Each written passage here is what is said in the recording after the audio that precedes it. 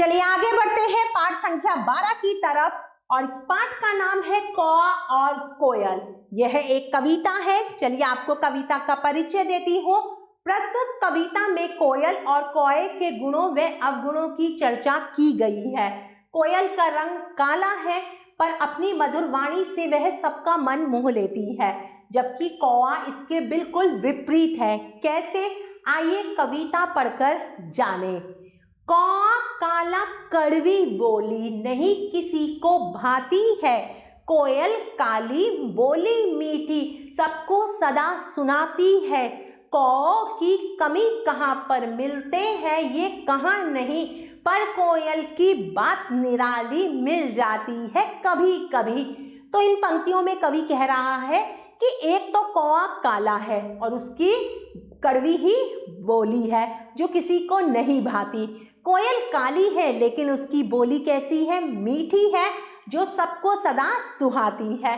कौआ की कहीं कमी नहीं है, कहीं भी मिल जाते हैं, लेकिन कोयल की तो बात ही निराली है, वो कभी कभी कहीं मिलती है। जैसे इस दुनिया में देखो दुष्टों की है कमी नहीं, और अगर तुम सज्जन को ढूंढो तो पाओगे कहीं कहीं। काओ काओ करता नित कौआ समय जगह का ध्यान नहीं, बक बक करते रहने से है बोली का कुछ दाम नहीं। तो इन पंक्तियों में कवि कह रहे हैं जैसे इस दुनिया में दुष्टों की कमी नहीं है, उसी तरह ही कौओं की भी कमी नहीं है, और सज्जन इंसान को तुम कहीं कहीं ही पाओगे। कौआ हमेशा क्या करता रहता है, काव काव करता रहता है, जगह और समय का ध्यान भी नहीं रखता, बकबक करता रहता है और उसकी बोली का कुछ दाम नहीं। लेकिन कोयल बस बसंत में बोली मधुर सुनाती है, इसलिए तो देखो जग में कितना आदर पाती है। दुष्ट सदा बकबक करते हैं, बुद्धिमान चुप रहते हैं, जहाँ समय जब आ जाता है थोड़े में सब कहते हैं। इन पंक्तियों में कवि कह रहे हैं कि कोयल अपनी मधुर बोली कब सुनाती है, सिर्फ बसंत पे, इसलिए तो वो जग में इतना आदर पाती है। हमेशा दुष्ट बकबक करते रहते हैं, लेकिन जो बुद्धिमान होते हैं वो चुप रहते हैं, और जब समय आता है तो थोड़े ही बात में वो अपनी बात को पूरा समझा जाते हैं। सरस वसंत ना जब तक आता, कोयल कभी न आती, भर जाती जब गंध गली में कोयल खुलकर गाती। तो इन पंक्तियों में कवि कह रहे हैं जब तक वसंत नहीं आता तब तक कोयल नहीं गाती, और जब कली में गंध भर जाती है तो कोयल खुलकर गाती है। इस कविता से हमें यह शिक्षा मिलती है, हमें सदा मधुर वाणी बोलनी चाहिए। आगे हम शब्दार्थ पढ़ेंगे।